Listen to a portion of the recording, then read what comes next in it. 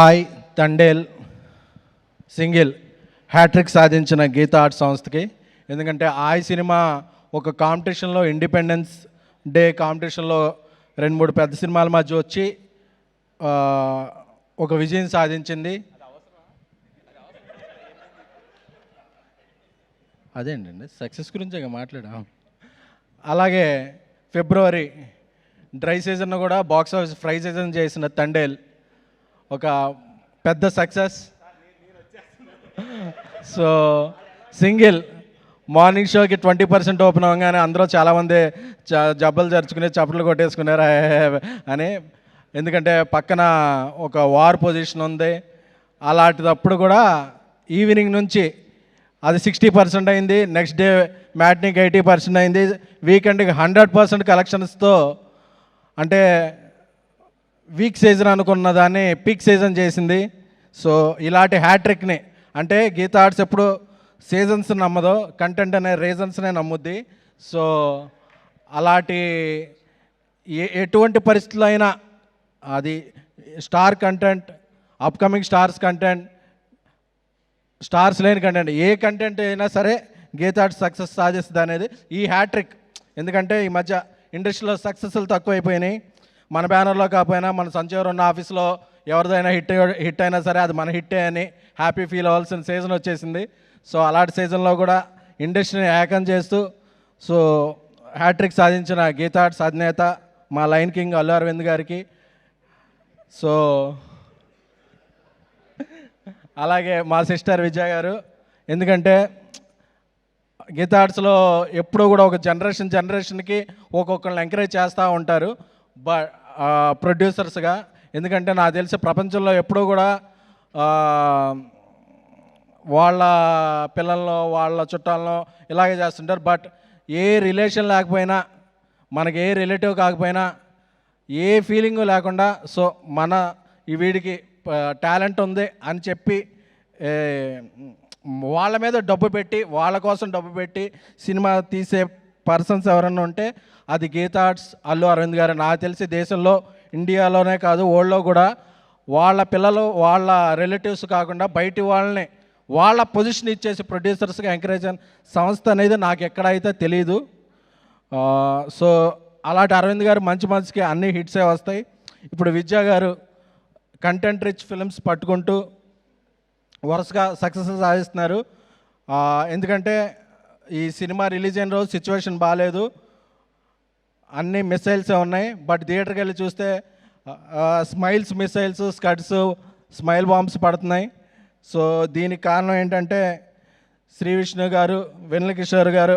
అంటే నాకు RRRలో రామ్ చరణ్ గారు అన్నో తారక్ గారు ఒక యాక్షన్ సినిమా చేస్తే అలాగా ఒక వైబ్ ఉంటుందో అలాగా ఇది కామెడీ RRR. శ్రీ విష్ణు గారు అన్నో వెన్నెల కిషోర్ గారు స్మైల్ చేస్తుంటే ముందు అసలు ఆయన లుంగి కట్టుకొని ఆ పాట ఇది చేస్తుంటే ఆయన వచ్చి ఆడిషన్లో కూర్చుంటే థియేటర్ మొత్తం, మల్లికార్జున థియేటర్లో చూస్తుంటే థియేటర్ మొత్తం అరుస్తున్నారు. అంటే ఆ సమోసాలు తెచ్చుకుంటారు కదా, పేపర్స్ ఎవరో తెచ్చుకోలేకుండా ఈ సీన్లు చూసి సమోసాలు, వాటర్ బాటిల్ అలా ఇసిరేస్తున్నారనమాట. అంటే ఇది చాలా హ్యాపీగా చెప్పుకోవాలి. ఎందుకంటే అన్ఎక్స్పెక్టెడ్గా అరే ఏంటిది ఒక వైబ్ ఉంది. ఎందుకంటే థియేటర్లో ఆ వైబ్ రావడం చాలా కష్టం.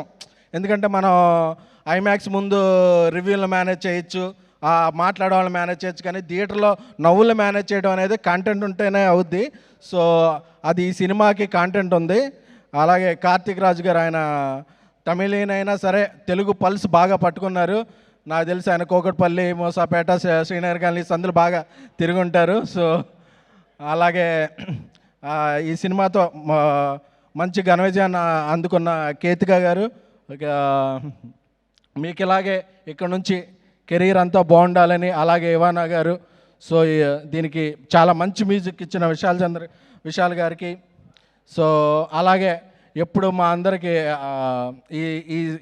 ఈ మధ్యకాలంలో గీతా ఆర్ట్స్ అసోసియేట్ అయిన భాను, రియాజ్, వాళ్ళిద్దరూ కూడా వచ్చి చాలా రోజుల నుంచి స్నేహితులు. వాళ్ళకి కంటెంట్ మీద మంచి స్టోరీలు ఎక్కడ ఉంటే అక్కడ వాళ్ళు ఫస్ట్ మనం వెళ్ళి అడ్వాన్స్ ఇద్దాం అనుకున్న బట్టి వాళ్ళు ఆల్రెడీ చెక్ ఇచ్చేసి ఉంటారు. సో భాను, రియాజులు కూడా అందరూ బాగుండాలని చెప్పి అలాగే శ్రీ విష్ణు గారి గురించి చెప్పాలంటే ఒక జనరేషన్ ఆఫ్ డైరెక్టర్స్ అప్పట్లో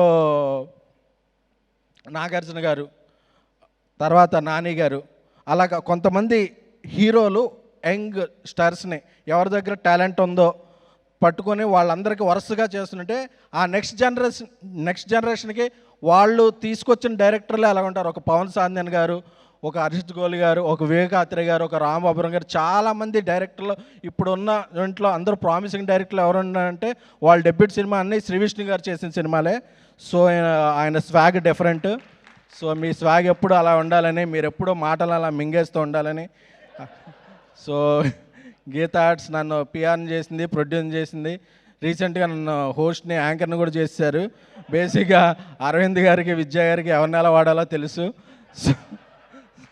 సో మన పిఆర్ బ్రదర్ వంశీ వచ్చి అన్న మిలియన్స్ వ్యూస్ వెళ్ళి అన్న అన్నాడు. ఒరే కామెంట్స్ కూడా పడుతున్నారా నాకంటే, పర్లేదన్న వైరల్ అయింది కదా అన్నాడు. సో ఆ వైరల్ కంటెంట్ అంతా ఆ స్క్రిప్ట్ రాసిన వాళ్ళ స్క్రిప్ట్ రైటర్స్కి వాళ్ళకి అంకితం. So thank you. అదే నా ఫస్ట్ అండ్ లాస్ట్ ఇంటర్వ్యూ, మళ్ళీ ఎవరు అడగద్దు, మళ్ళీ చేయను కూడా. సో ఈ సినిమా సింగిల్ సక్సెస్తో మింగిల్ అయ్యి ఈ నెలాఖరు వరకు, అంటే సినిమా రిలీజ్ అయ్యాక వారా అయిపోయింది, ఐపీఎల్ అయిపోయింది, అన్నీ అయిపోయినాయి, కానీ సింగిల్ కలెక్షన్లు మాత్రం ఆగలేదు. సో అలాగా అరవింద్ గారి సినిమా ఉన్నప్పుడు అన్నీ అలా కలిసి వచ్చేస్తాయి. సో అది ఎందుకు అదృష్టం కలిసి వస్తుందంటే రిస్క్ చేసేవాడిని ఎప్పుడు అదృష్ట లక్ష్మి వరిస్తుంది. సో అరవింద్ గారు చేసే రిస్క్కి ఎప్పుడు అదృష్టం కలిసి వస్తుంది. సో ఈ సినిమాని ఇంత బాగా ప్రమోట్ చేస్తున్న వంశీశేఖర్లో ఇక అందరికీ కూడా, సో ఈరోజు ఇక్కడ స్టేజ్ మీద ఇక్కడ ఉండడానికి కారణమైన మంజుష్ గారు, మీరు పిలిస్తేనే వచ్చాను కాబట్టి thank you. So thank you very much. Thank you. Thank you SKN గారు, థ్యాంక్ యూ సో మచ్.